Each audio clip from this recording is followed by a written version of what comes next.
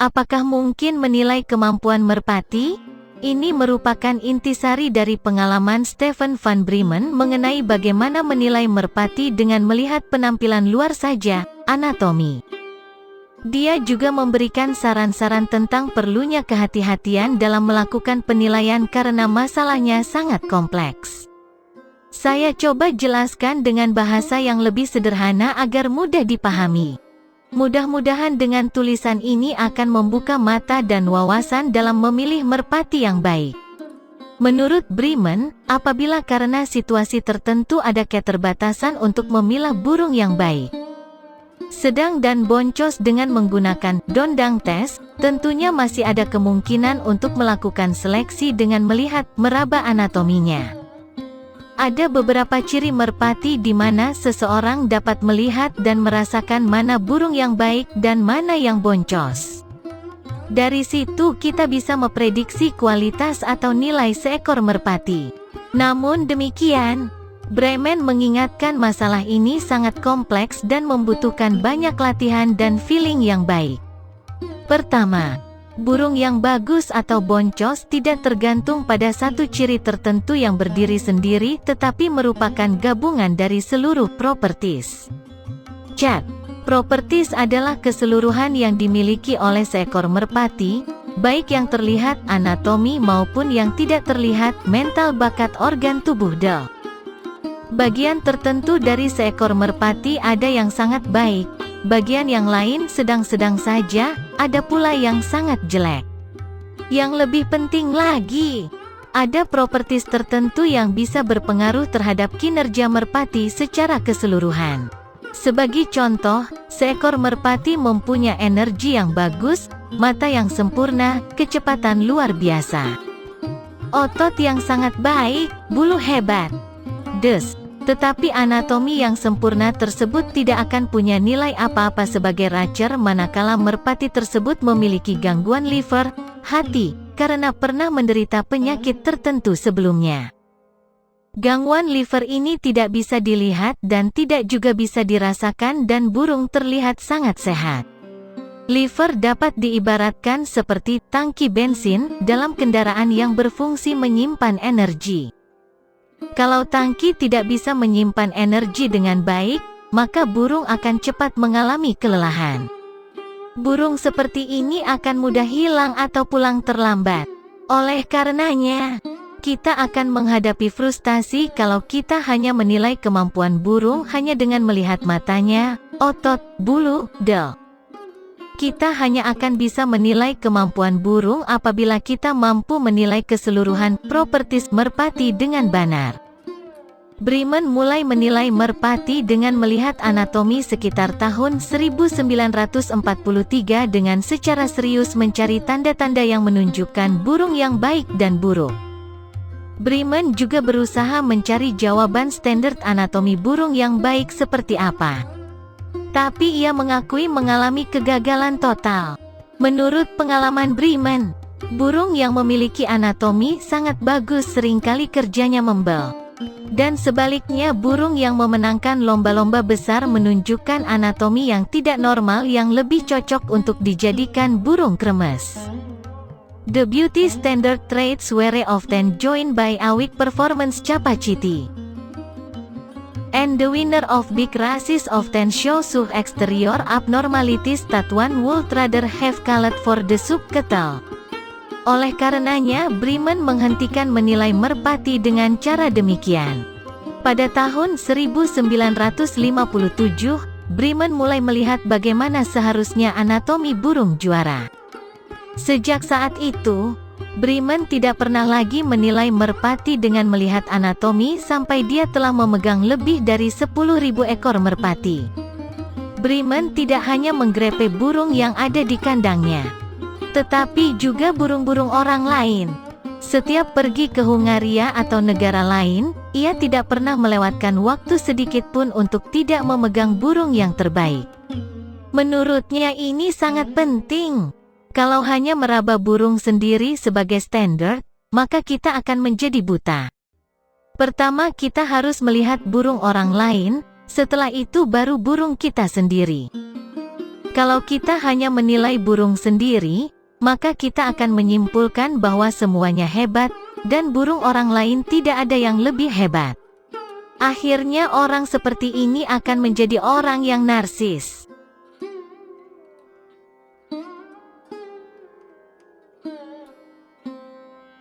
Itu sebabnya, setiap orang harus mencari kesempatan untuk melihat burung terbaik yang dimiliki orang lain. Tentu dapat dipahami bahwa tidak semua orang bisa mempelajari masalah ini dengan mudah. Memang ada saja orang-orang hebat yang memiliki feeling dan intuisi luar biasa, stock sense, dan ada orang yang berusaha dan berlatih dengan keras untuk meraih keberhasilan. Tipe yang kedua ini dicapai oleh siapa saja yang mau berkorban dan bekerja keras. Tere will always be virtuosi with an extraordinary feeling and intuition. And also Fancy who by personal effort and exercise reach the top. The latter is possible for everybody who takes the trouble. 12 atau 13 tahun yang lalu, Bremen bersama dengan Jan Aerts menulis sejumlah artikel untuk majalah The Duif, yang mendapat sambutan sangat baik dari pemain merpati di Belgia dan Belanda. Pada bagian pengantar tulisannya mereka menulis, "Very many fanciers have a blind trust in the opinion of diverse judges regarding their pigeons, and they do everything what they have been told. There are many quacks among these judges. Their knowledge contains too many subjective and on-fantasy bordering elements which cannot be realized in practice." Sangat banyak pemain merpati percaya begitu saja terhadap pendapat juru Kir, evaluator yang berbeda-beda mengenai merpati mereka, dan mereka melakukan segalanya yang telah dikatakan. Ada banyak kebohongan di antara juru Kir. Pengetahuan mereka banyak mengandung elemen subjektif dan fantasi yang tidak mungkin dilaksanakan dalam praktek. Seorang juru Kir profesional yang sejati di mana penilaian dan sarannya berguna bagi para pemula. Harus tahu banyak. Selain menguasai masalah teknis, juga harus memiliki sinopsis rangkuman mengenai terah-terah burung yang ada. Yang paling sulit dalam mengevaluasi kualitas merpati terletak pada kenyataan bahwa kemampuan seekor merpati tidak dapat ditentukan hanya berdasarkan mata yang indah, otot dan sayap yang bagus, tetapi merupakan satu kesatuan dengan bagian-bagian anatomi lainnya. Adalah tidak mungkin ada merpati yang hanya memiliki propertis yang bagus. Ada bagian-bagian tubuh yang sangat bagus, ada yang sedang, dan ada pula yang kurang bagus. Propertis yang bagus seringkali tidak dapat terekspresi karena terhalang counteraction oleh propertis yang jelek. Sebagai contoh, seekor merpati yang punya kecerdasan dan kecepatan luar biasa, tetapi badannya terlalu berat tidak mungkin menjadi racer yang tangguh untuk lepasan jarak jauh. Sebaliknya, merpati yang kecerdasan dan kecepatannya sedang namun tidak memiliki hambatan, handicap, akan mampu mengalahkan merpati yang pertama dalam suatu lomba jarak jauh.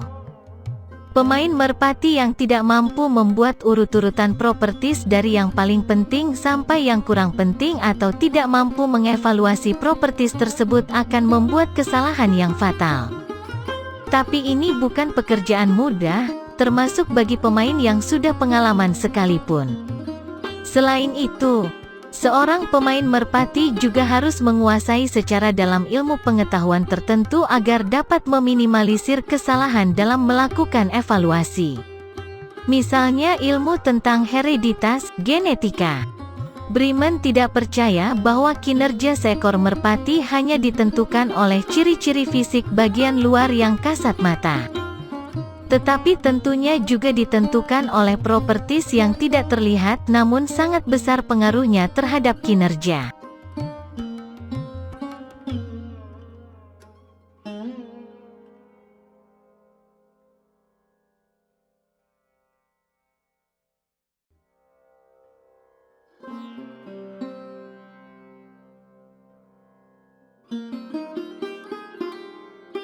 Tidak penting apakah kinerja tersebut berasal dari kerja gen aditif atau kombinasi gen tertentu.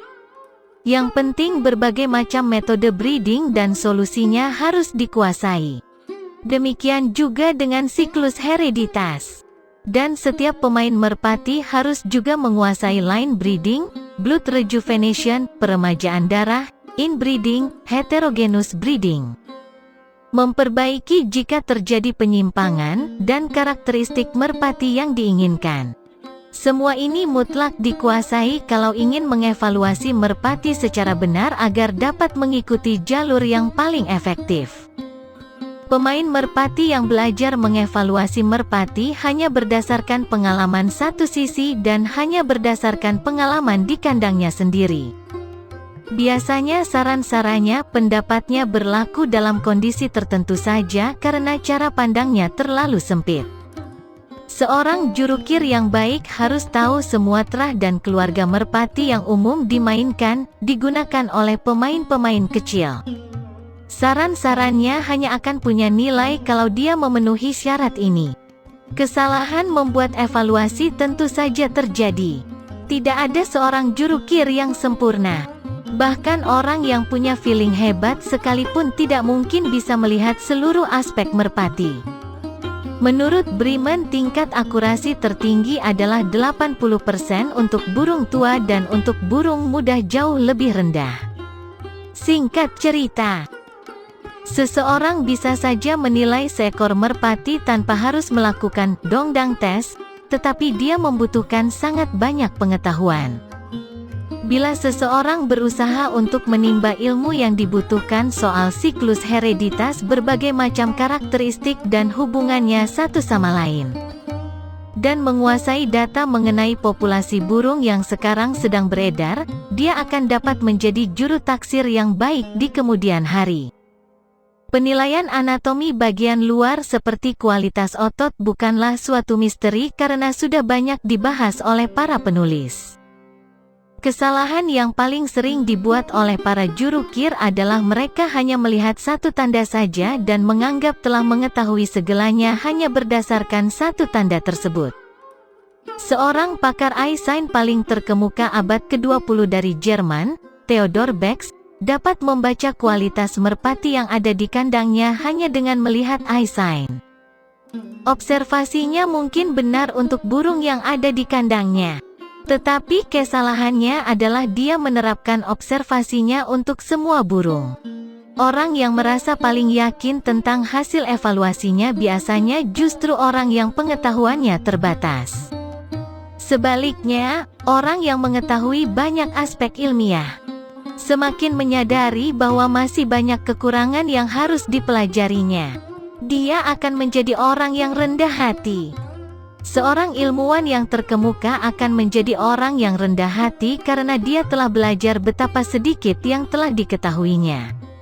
Itulah yang dikatakan oleh Vermeyen. WKNOWNOTHING about a pigeon, kita tidak tahu apa-apa tentang seekor merpati. Catatan, tulisan di atas sepenuhnya pendapat dari Stefan van Bremen, bukan pendapat saya. Menurut saya, pendapat dan saran Bremen patut untuk direnungkan sebagai bahan introspeksi. Meskipun Bremen adalah pemain, peternak dan penulis buku dengan jam terbang lebih dari 50 tahun. Dia mengakui bahwa menilai merpati dengan melihat anatomi bukanlah perkara gampang. Untuk bisa menilai seekor merpati dengan benar diperlukan syarat-syarat yang berat seperti pengetahuan yang dalam metode breeding, ilmu genetika, teknik evaluasi, pengetahuan tentang terah setiap burung, keluarga burung, hubungan satu properties dengan properties lainnya, seperti sudah dijelaskan. Kalau kita mau memilih merpati dengan berdasarkan rabaan, kita tinggal mengukur diri sendiri apakah kita sudah memenuhi syarat untuk menjadi juru grepe yang baik. Semoga bermanfaat. Salam merpati lovers.